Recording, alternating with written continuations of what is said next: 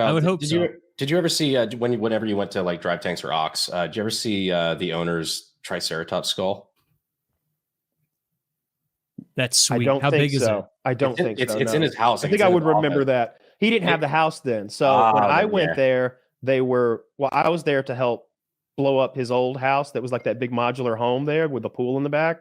And so we like blew up his house and destroyed it. And then they were going to like build this pimp house after that. So that it's a nice fucking house. But he's got in his office it's a whole ass, fully intact Triceratops skull. I'm like, oh, like it's got like $200,000, right? That's like $100,000 piece. I think it's probably more. It's how big is a lot more.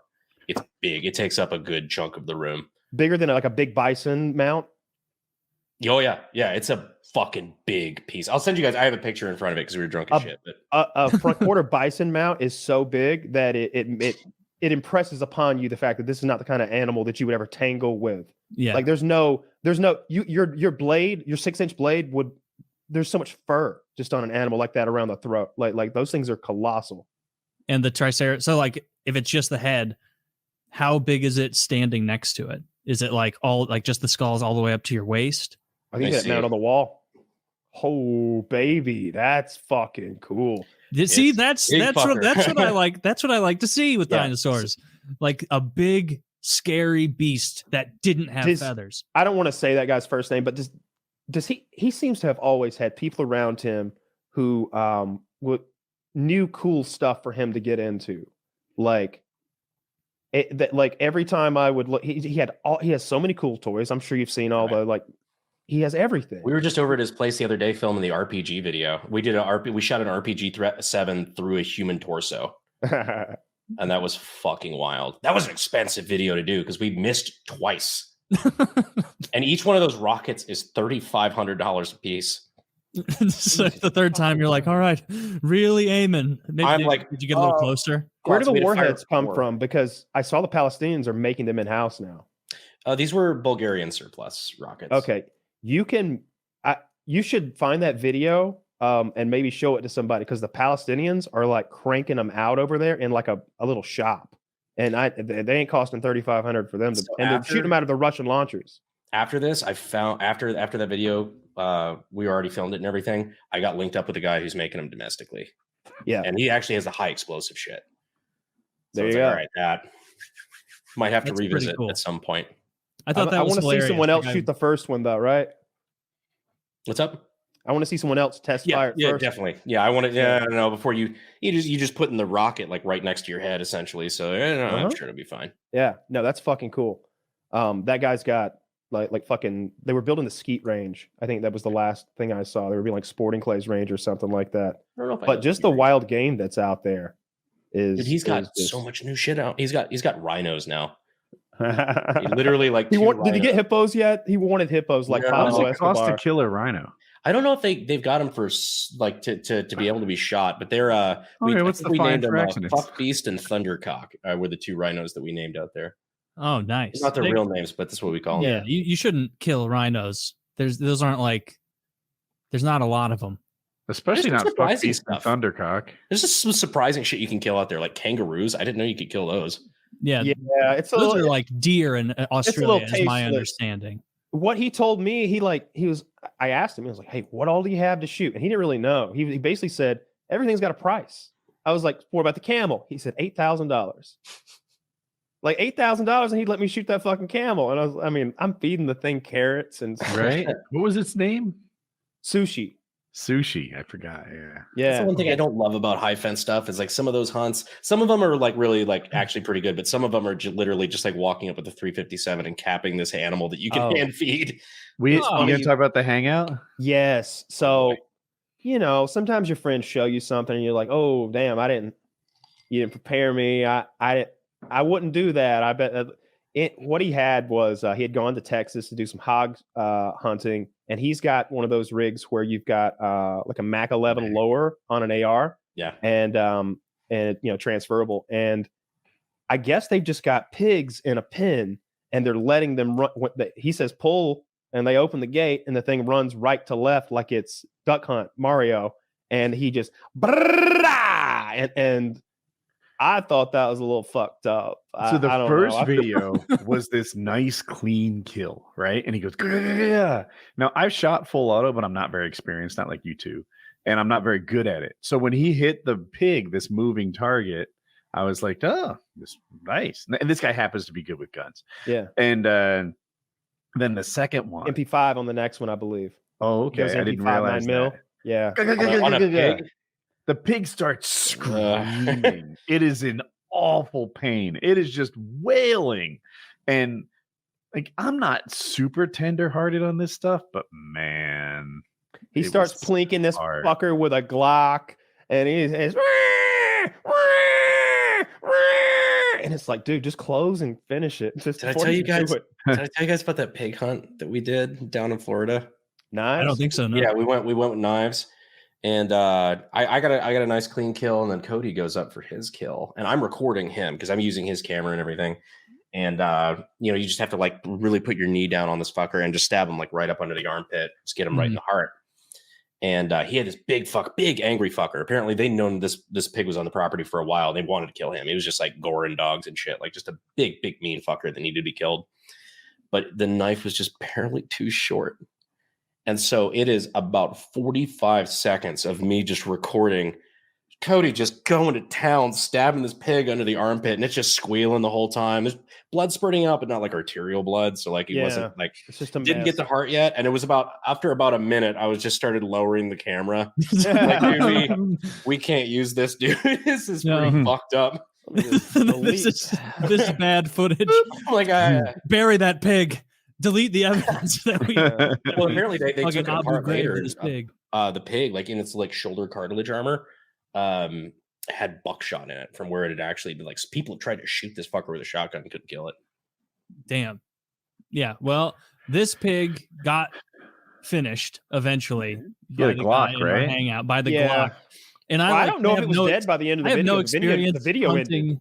I have no experience hunting pigs, so I was kind of looking to Kyle's face for like affirmation or like what I should think about it, because you're correct. The first one, it was like, and he just was a dead pig. The second one, like I kind of kept glancing up after the Glock came out, and I saw Kyle's face like, like still, like there's another 15 seconds of this. Like this is a lot of.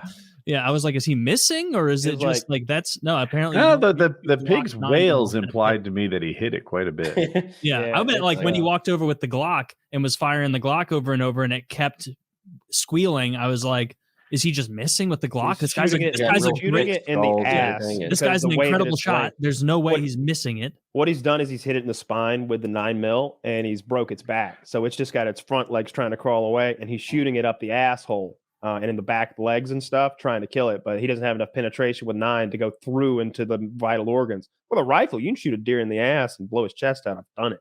The first dead right thing, there. But the first like actual hunting I ever did when I was very young was with a 20 gauge with my grandpa on his farm, and it was rabbit hunting.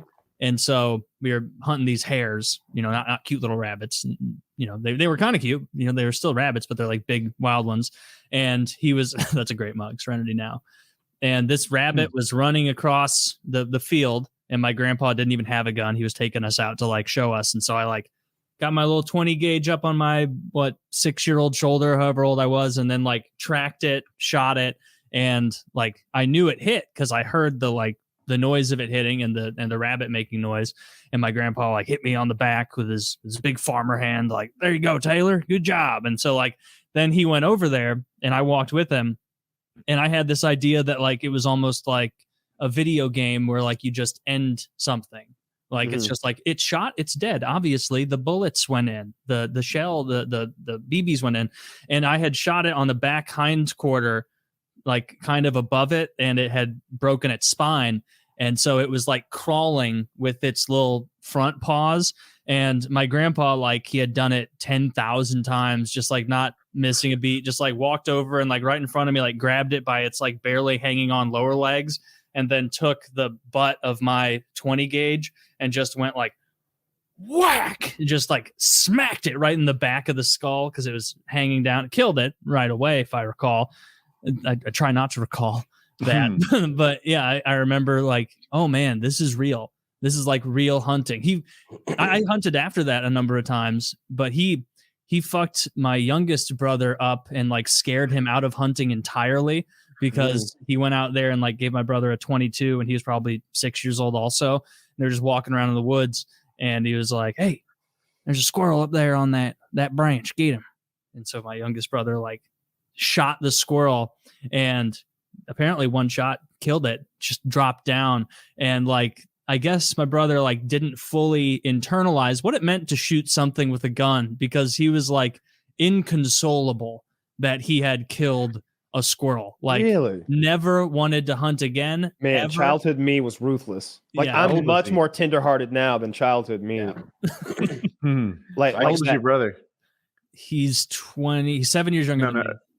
So, at the time. At the time, probably 6. Yeah, Ooh, he did this with all of us were around 6, I think, the first times we hunted, 6 or 7. When I was 4, my dad had been hunting and he had shot a deer and lost it. And so me and Dad and our Weimaraner Sam went out the next day to go hunting for this thing. The woods were behind our house, like directly behind our house, but it was a couple hundred acres there. And we tracked the deer and tracked the deer. He'd shot it with a 243. I remember, no, a 22 250. I remember that. And small caliber thing. He'd gotten away. Found the deer finally. It's down in this dried out creek bed. Dad's got to climb down in there. It's kind of a hard climb to get down in there and not fall. And so little 3-4-year-old me or whatever stays up there with my slingshot. And I'm like watching Dad go down there. And he goes to grab the deer by the antlers to drag it back out of the creek bed. And the deer stands up and comes alive and starts fighting. Like fight. And now Dad has the deer by the antlers and they're fighting. And he can't let go of the antlers. And he's yelling at me to run. He doesn't want to let go because he's afraid the deer will trample me if it happens to run my direction because it's like a fucking wild animal. And I'm tiny. I went in there on his shoulders. I couldn't have walked in there. And so I'm not running because I want to. I think I can shoot the thing with my slingshot. And, you know, I'm shooting acorns and shit at this thing because I'm a 4-year-old child trying to help Daddy. And Dad goes, "Get him, Sam." And the Weimaraner jumps on this thing and grabs it by the throat. And it's stretching skin on this thing 1.5 feet off this fucking deer, whooping its ass. And now Dad has a hand free and he pulls his belt off, wraps it around there's a tree out there, maybe like this big, like 3 inches. He cinches the deer's antler to the tree. He doesn't even have a pocket knife. We got nothing. So we got to go back home for some weaponry. And by the time we got back, Sam had killed the fucking deer. Good for Sam. Sam's a good boy. Fuck. Sam's that is metal as fuck. Jesus, Sam. Yeah. Good. Sam was a good boy. What a good pup. The kind of dog you need when you're in dire straits about to be Mom didn't think so. She took him off. Left him on a dirt road. A weapon after all. Yeah. Sam. Good old Sam. Terrible. Mom took him to a dirt road. That's not cool. cool. Up. Yeah. Left him on the dirt road. Me and my sister were in the back seat looking out the back window at Sam chasing us down the dirt road. Dad looked for him for weeks. Never found him. That's so shitty. What? Fuck. Childhood. Dad marry Skylar? Childhood. Yeah. That is very shitty. Yeah. Good dog, though. What was her motivation for getting rid of the dog? I don't remember. I think she was trying to take killer. care of it or something like that. Maybe she had more responsibility for the dog than she cared to have or something because he was at work or whatever. I think that was the deal. Oh, and to be fair, Sam was a very good boy. I had sicked him on the UPS man multiple times. I'm sure he I was appreciated 4. that. You know, I'm in the yard. Our yard was it's sort of this asphalt like loop-de-loop round thing, but we had a big sand pit to play in, like that was like bricked off, like the biggest fucking, what do you call it when it's like a sandbox, a huge sandbox though. And I was out there playing. UPS man showed up, and 4-year-old me went, "Get him, Sam," because you know why not? And he fucked that UPS man up. He had the big Mary Kay box, and he was able to fend Sam off with that. So Sam didn't like bloody him or anything, but from then on, he like I think he wouldn't bring her cosmetic Mary Kay shit because he was so afraid of the dog and be sticking the dog on him. So that might have been part of the motivation. But again, I was 4 years old, and that was a long time ago. That could have been a real different childhood memory. Yeah. You go into juvie at 4. Oh, they ain't gonna do shit to me. I here's another story that sounds unbelievable. When I was 4, my dad was friends with the deputy sheriff in Royston there, a guy named, I don't say his name. Anyway, they were shooting skeet And I guess I wanted somebody's attention, like, hey, look at me. And they're shooting skeet and grown men are talking, so they're just ignoring little 4-year-old me. So I went and picked up the biggest rock I could pick up, and I walked over there with it and slammed it on the deputy sheriff's foot and broke it. So if they were going to lock me up, they'd have got me for that one. Yeah, you were a little Assaulting an officer. I Jesus. also did a thing. I also set up an ambush on the highway in front of our house one time, still 4 years old, where I took concrete blocks and put them in the highway so the cars would slow down enough so I could hit them with rocks. Man, you needed a hobby. I did. This is why organized sports are so important for kids, so they're not sicking their dogs on. I was 4. What do you play it for? T-ball? I don't know. I don't think so. It's like you still shit yourself at 4, right? I didn't wear clothes most of the time. You're just out there painting your face. I was naked during all this. Yeah. No, but nobody would ever believe that a 4-year-old actually sicked a dog on a UPS driver. Yeah, they won't believe that shit. No. Ask my mom. I'll give her a ring. Mm-hmm.